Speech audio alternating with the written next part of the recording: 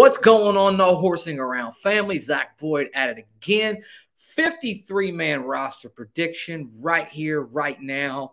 And I'm so excited about this one. If you're a Colts football fan and you're a nerd in general like I am, love the draft, love roster prediction stuff. It's just the fun part about fandom and being a part of any NFL team, especially Colts Nation. Guys, before we get started, I know that we've hit on it a couple times, but I just wanted you guys to know about something that we're excited about, and that's home field, right? We've got the merch here. I'm wearing it. It's very, very comfortable.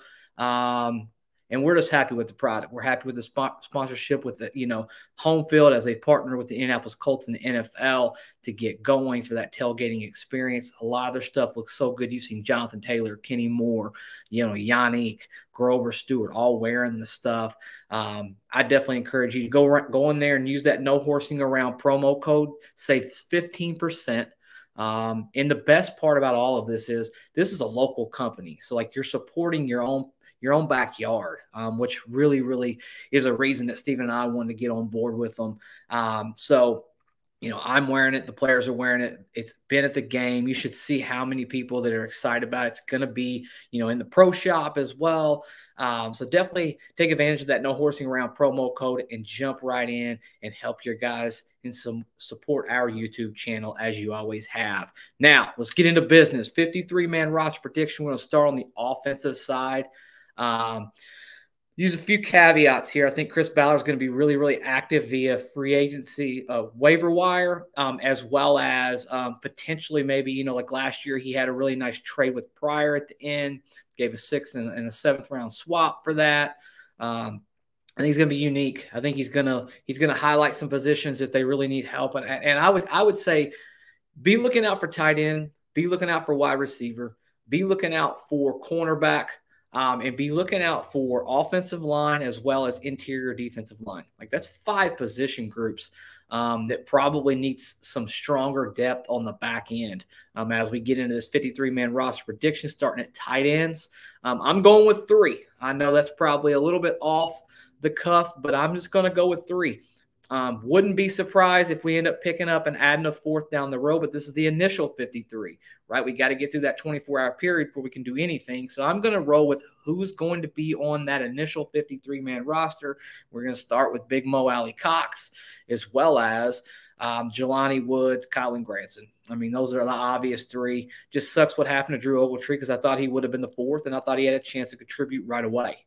So that was a little bit disappointing. That's one of the few injuries that we've really been hit by, this offseason. Moving on to the wide receivers.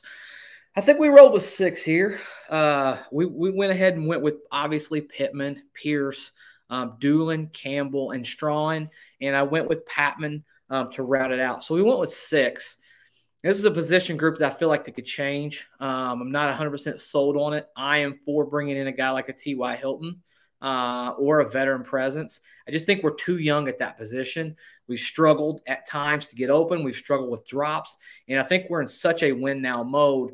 To me, it makes sense to bring somebody else in as a veteran wide receiver and then bring these young guys in a little bit more incrementally as the season goes. You definitely see some flashes from Pierce. But other than that, I mean, you look at, I think I posted on Twitter the other day, Paris Campbell's not caught a preseason ball. Man, I don't really care if people want to use the argument, hey, it's just a preseason. Frank's being very vanilla.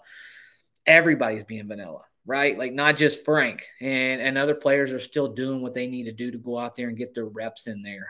So it's a little bit concerning when you've got that going on. And I think Patman has led us in receiving. When it comes to the preseason, obviously it's against normally the 2s or the 3s, but can't really fault a guy for doing what he's supposed to do when he's on the football field, right? And then we're going to go to another position group, O-line. Don't like this group as far as depth goes. This is a definite antennas way up in the air, looking at, any way possible that we can bring in an upgrade, whether it be via trade, whether it be via, just hitting somebody in the waiver wire. I roll with 8 initially. That's a little bit thin, honestly. That's a little bit thin, but I expect that the initial will be 8, and I expect him to add something onto this, and maybe even a flip and add another. There might be a little bit of 2 pieces of turnover. You just never know. Obviously, Pryor, Nelson, Kelly, Pentner, Smith. I went with Will Fries, Kelly, and Ryman. That's a little bit, I don't love that. I don't love that at all. I'll be honest with you. This is probably my position group that I struggled with the most when I was kind of putting this 53 together.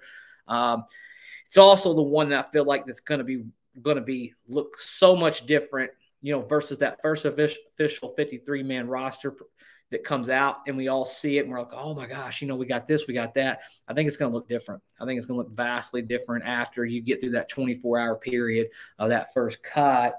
Then we're going to go to quarterback. We're going to go with Matt Ryan, Nick Foles, and I guess the million-dollar question is Sam Ehlinger going to make this football team? And for me, I say yes. I think he's earned the right to be a 3 on this team. I think he's earned the right to get more reps. And he's a potential guy that you could build on. Could be a career backup at the very least. He's got a lot of different things. And then again, here's another guy you say, hey, well, he's going against 3s. He's never going against, the top. Well, that's not his fault.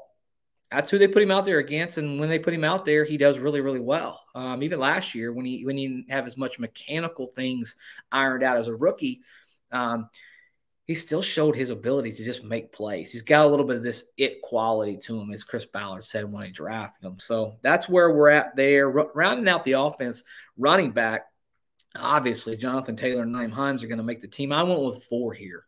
Deion Jackson has the ability to help out on special teams where we have not been the greatest so far in training camp. I think we need to value that special teams core. And then Philip Lindsay, I mean, he's obvious. He's the 3rd best running back to me on this team. Now, I will say this, Jackson started ahead of Lindsay, but maybe they just wanted to see him in a little bit higher of a role in that game. But I think they're going to go with 4. We're looking at spots that they could trim somebody out. That might be a spot where you trim somebody off and add an offensive lineman. There's going to be some roster mechanics and maneuvering as this goes. So just because that first 53 drops doesn't mean that team's going to look like that in the next 24, 48 hours. So these are just the initial picks that I would go with. And we're going to obviously we'll get the special teams out of the way. Blankenship's won the job. I thought that Matt Hawk had a really good first game. That ball popped off of his legs. And I'll be honest, I was right down there on the field, and he didn't look the greatest. I was a little worried, pregame, him kicking. He had a couple that kind of split off that left foot. But in game, man, he really, he had a really nice showing as his first opportunity in real live action for the Indianapolis Colts. And then obviously Luke Rhodes, he's not going anywhere. Flipping over to the defensive side, let's start at the back end. We're going to go with obviously Nick Cross, Julian Blackman, Rodney McLeod, and then we went on back and added 2 other safeties. I think we keep 5 here. It's also a position that we could do some flip-flopping around possibly. I think, you've also got, Thomas. I think Thomas has played pretty well in the preseason. I think he's earned this spot. I think he should be. And then Denbo, special teams guy that can help a little bit.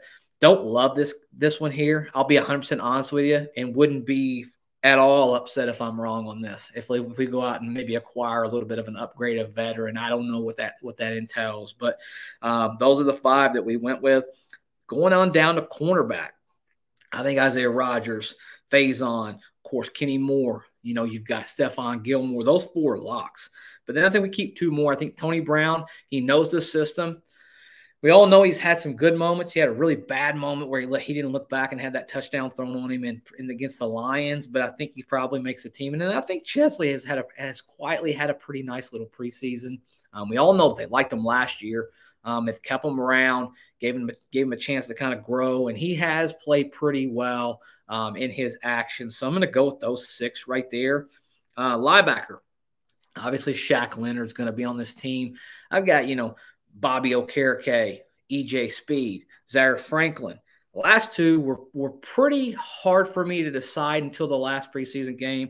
I think it's pretty clear that Weatherford and Doman are going to make the team. They can help on special teams, and they have shown their ability to make plays on the actual football field. Weatherford especially really fills those gaps nicely, and he just stays active. I worried with him being a little stiff at linebacker, but he's done a really representable job, and I think he's probably going to make this initial 53-man roster when it's all said and done. Then you go D-line. Now this is a position that Ballard usually keeps more than we initially all think that he's going to keep. I keep 10 or 11 before on that initial 53, just because he loves that position, loves to have multiple waves, pass rushing. So obviously we're going to go with, you're going to go with D-Buck. You're going to go with Stewart. You're going to go with Kwity Paye, Yannick, and Tyquan Lewis are probably your best 5. And then where was the depth? For me, it's Dio Odingbo. It's Ifeadi Odingbo. I went with Johnson and Brooks, young guys that have some potential.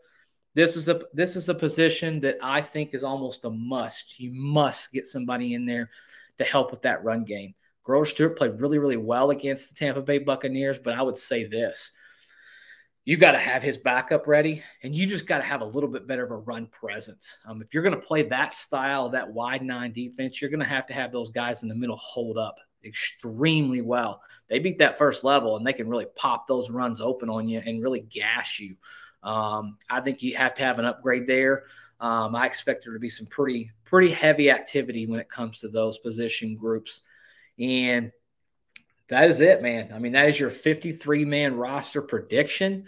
Let us know what you think. Let us know what you agree with, what you disagree with. Who would you have? Would you keep 2 quarterbacks, 3 quarterbacks, 6 wide receivers, 4 tight ends? There's so many different variables. Such a fun time to be an NFL, football fan. It really, really is. And guys, I thank you so much for being a part of this No Horsing Around family. The interaction has just been amazing as far as training camp goes as we get ready and we ramp up to go into the regular season. So thankful. Light us up in the comments and let us know what you think. And until next time, go Colts.